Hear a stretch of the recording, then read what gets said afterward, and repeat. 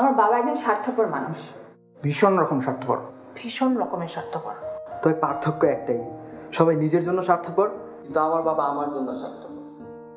বুদ্ধি হওয়ার পর থেকে দেখছি কোথাও যেতে দিবে না, কারোর সাথে মিশতে দিবে না। বাজারের লিস্টের অর্ধেকটা জুড়েই আমি।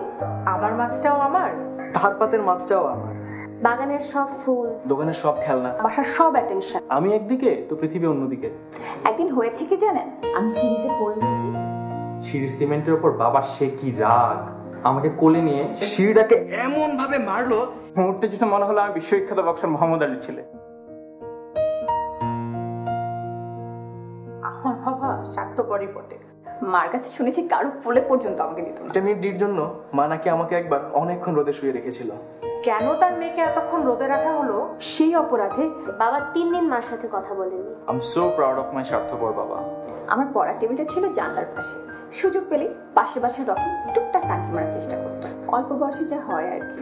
আমার বাবাও কি কম যায়, সেও ওত পেতে থাকতো কখন এসে জানালাটা বন্ধ করবে। আর প্রতিবারই আমাদেরকে তাকিয়ে বলবে, ছেলেটা কি পাজি রে। কারো বাবা এভাবে বলে, লজ্জা লাগে না বলেন? বাবা একটু স্বার্থপর ছিল বটে, একটু নিষ্ঠুরও বটে। আমার কিন্তু রাবিকে ভালোই লাগতো। যতক্ষণ না ফিরি কোথাও যায় না, খায় না, খালি পায়চারি করে, ঘুমায় না। কিন্তু আজ বাবা ঘুমাচ্ছে, সত্যিকারের স্বার্থপরের মতো ঘুমাচ্ছে। বাবা হসপিটালে। আজ বাবা 2 বছরের জন্য কুয়েত চলে গেল। আজ আমি অন্যের বাড়ির বউ। প্রস্তুতিতে লেগেছি। গত 3 দিন ধরে বাবা আইসিইউতে। অস্ট্রেলিয়া পড়তে যাচ্ছি। এখন আমি কিভাবে থাকবো? কার হাত ধরে বাজারে যাবো? কার সাথে ফুটবল ম্যাচ?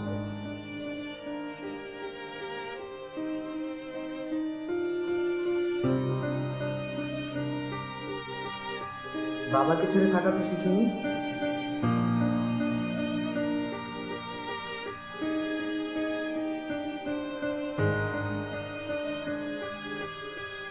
আপনারা আমার বাবার জন্য দোয়া করুন। আপনার বাবার জন্য দোয়া করুন। প্লিজ আমার বাবার জন্য